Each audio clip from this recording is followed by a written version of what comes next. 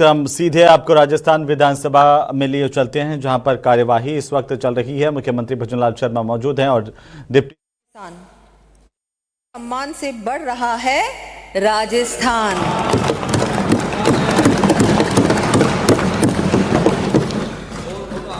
राज्य के विकास में आमजन की भागीदारी सुनिश्चित करने तथा बजट को समावेशी बनाने के लिए आमजन एवं विभिन्न संगठनों से सुझाव आमंत्रित किए गए थे। प्रदेशवासियों द्वारा बढ़ चढ़कर सहभागिता निभाते हुए करीब 38,000 सुझाव हमको प्रेषित किए गए।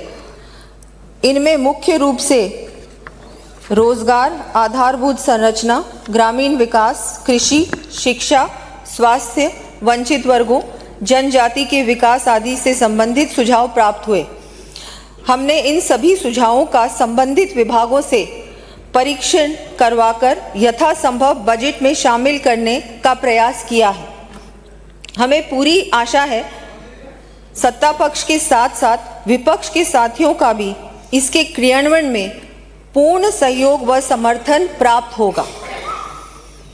इसके साथ ही माननीय मुख्यमंत्री जी महोदय की अध्यक्षता में प्रदेश के विभिन्न महत्वपूर्ण स्टेक होल्डर्स यथा महिलाओं, युवाओं, स्वयंसेवी संस्थाओं, चिकित्सा क्षेत्र से जुड़े विशेषज्ञों, किसानों, व्यापार मंडलों, कर्मचारियों, मेधावी विद्यार्थियों आदि के साथ प्री बजट कंसल्टेशन मीटिंग्स आयोजित की गई और राज्य के विकास से जुड़े महत्वपूर्ण सुझावों को भी बजट में स्थान दिया गया।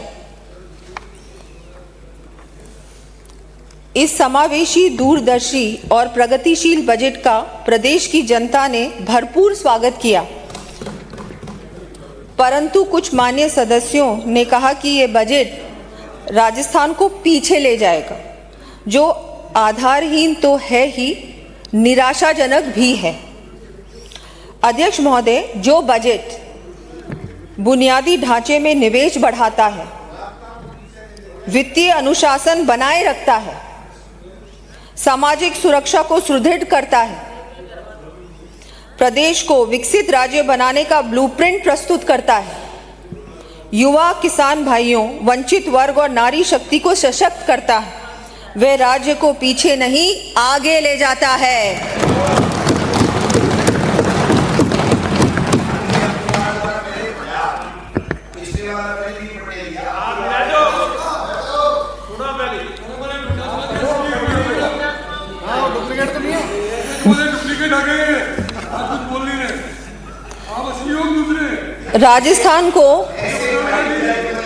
राजस्थान को पीछे किसने छोड़ा था, ये इतिहास जानता है, और राजस्थान को आगे कौन ले जाएगा, ये हमारे द्वारा प्रस्तुत बजट बता रहा है।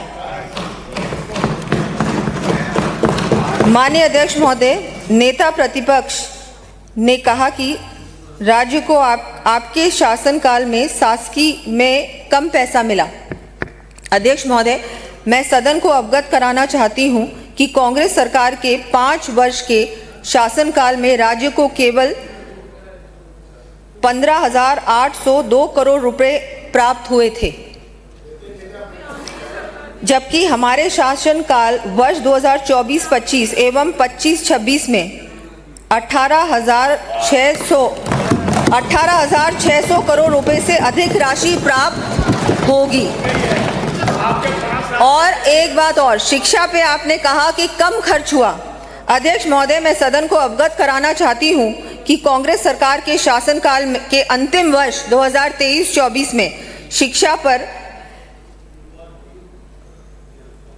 51,243 करोड़ रुपए का व्यय हुआ था, जबकि वर्ष 2026-27 के लिए 68,989 करोड़ रुपए का प्रावधान रखा है, जो कि वर्ष 2023-24 से 35% अधिक है।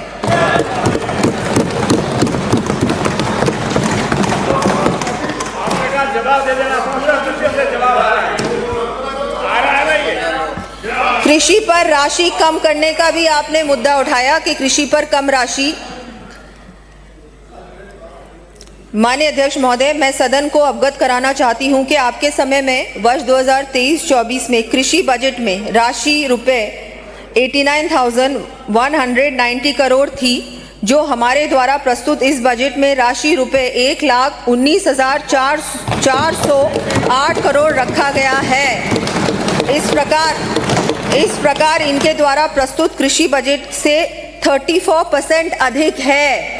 कम से कम आंकड़े तो देख लीजिए बोलने से पहले।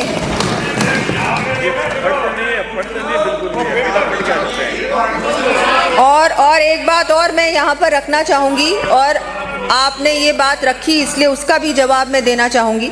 प्रदेश के समस्त वृद्ध, विधवा, विकलांग पेंशनर्स को सामाजिक सुरक्षा पेंशन का जनवरी 2026 तक समस्त भुगतान किया जा चुका है।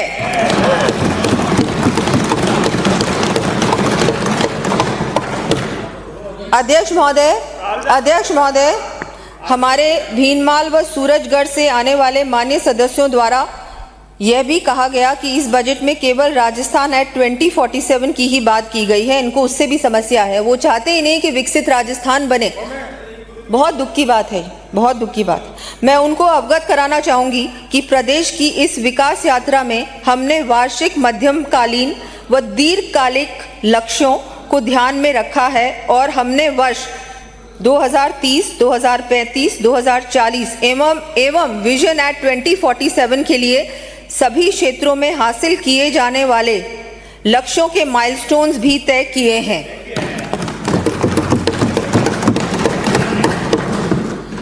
हमारे इस वर्ष में प्रस्तुत किए गए बजट एवं निर्धारित किए गए माइलस्टोन्स को हम ठोस कार्य योजना एवं प्रदेश की जनता के आशीर्वाद से अर्जित करके रहेंगे।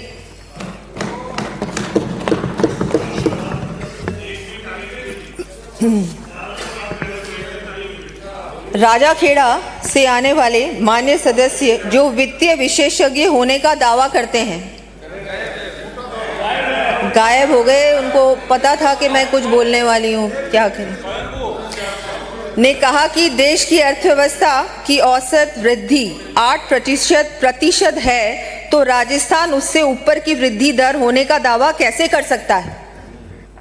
अध्यक्ष महोदय, मैं आपके माध्यम से मान्य सदस्य का ज्ञानवर्धन करना चाहूंगी।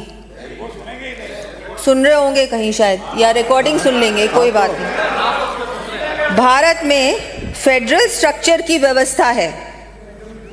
इसके अंतर्गत कई राज्य राष्ट्रीय औसत से ऊपर बढ़ते हैं एवं कुछ राज्य औसत से कम बढ़ते हैं। अध्यक्ष महोदय, मुझे सदन को ये बताते हुए खुशी है कि राजस्थान की जीएसडीपी वृद्धि दर राष्ट्रीय औसत से अधिक है।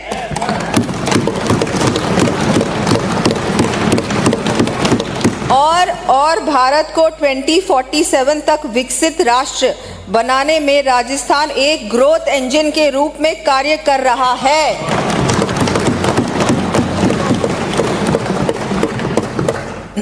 यहाँ मैं कहना चाहूंगी, जिनकी नीतियों से विकास का इंजन हुआ था बेजान,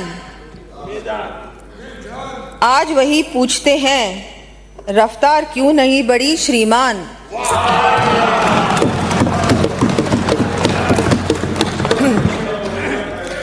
अध्यक्ष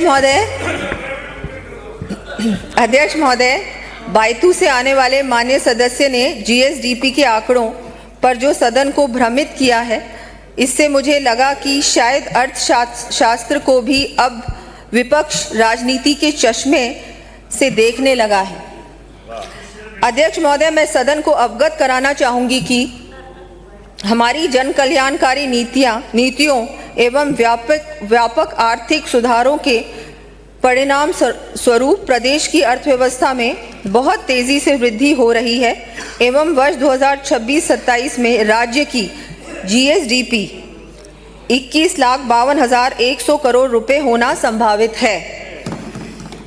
जो इनकी सरकार, अभी आगे बहुत महत्वपूर्ण बात है, जो इनकी सरकार के कार्यकाल के वर्ष 2023-24 से 41% से भी अधिक है।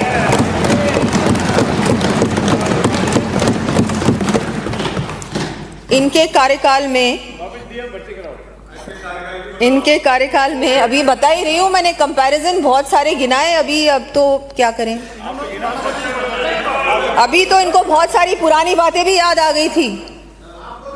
अरे अब इनके कार्यकाल की तो बहुत सारी बातें हैं, क्या बोले।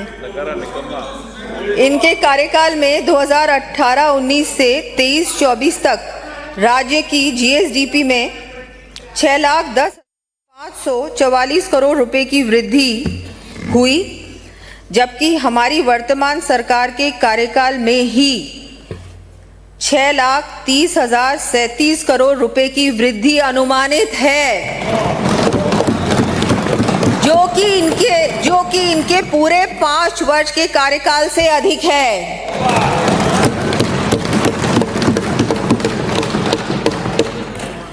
इनकी सरकार के समय जीएसडीपी की औसत ग्रोथ रेट 10.92% थी, जबकि हमारे कार्यकाल में ये रेट 12.25% है।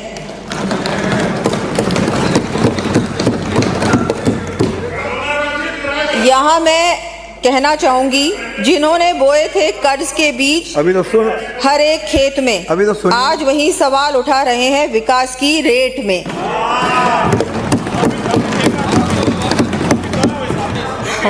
जिन्होंने बोए थे कर्ज के बीज हर एक खेत में, आज वही सवाल उठा रहे हैं विकास की रेट में।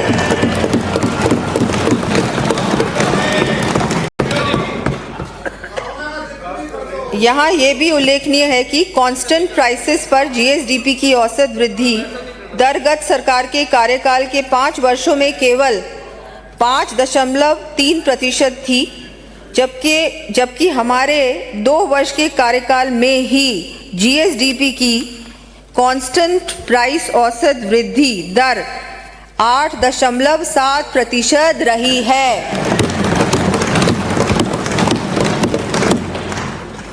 मैं यहाँ पर यह भी अवगत कराना चाहूँगी कि वर्ष 2026-27 के जीएसडीपी के अनुमान वित्त आयोग के निर्धारित फॉर्मूला के अनुसार ही तय किए गए हैं। अध्यक्ष महोदय, लक्ष्मणगढ़ सीकर से आने वाले मान्य सदस्य ने बजट भाषण पढ़ने के दौरान मेरे द्वारा 7-8 बार पानी पीने पर टिप्पणी की।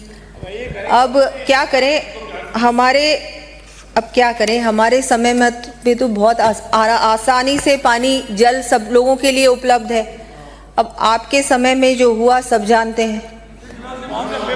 जल जीवन मिशन की परियोजनाओं में इनकी सरकार में हुए भ्रष्टाचार पर तो इनका ध्यान गया ही नहीं, पर मैंने कितना पानी पिया उस पे ध्यान जरूर जाएगा। अभी मैं थोड़ा सा पानी और पी लेती हूँ। सब एक बाल्टी पानी पीते थे बजट भाषण में, एक बाल्टी।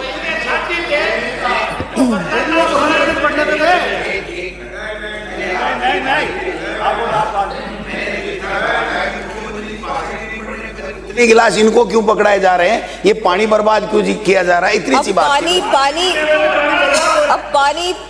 पानी पीने में पानी बर्बाद हो रहा है। धन्यवाद इनके ज्ञान को, धन्यवाद है। हमने राम जल सेतु और यमुना जल समझौते से वर्षों से रुके प्रदेश के हक का पानी लाने का मार्ग प्रशस्त किया है। हमने बजट में मुख्यमंत्री जल जीवन मिशन शहरी का दायरा बढ़ाते हुए पेरी अर्बन एरिया के 6,245 गांवों को पानी चरणबद्ध रूप से उपलब्ध करवाया जाना प्रस्तावित किया है।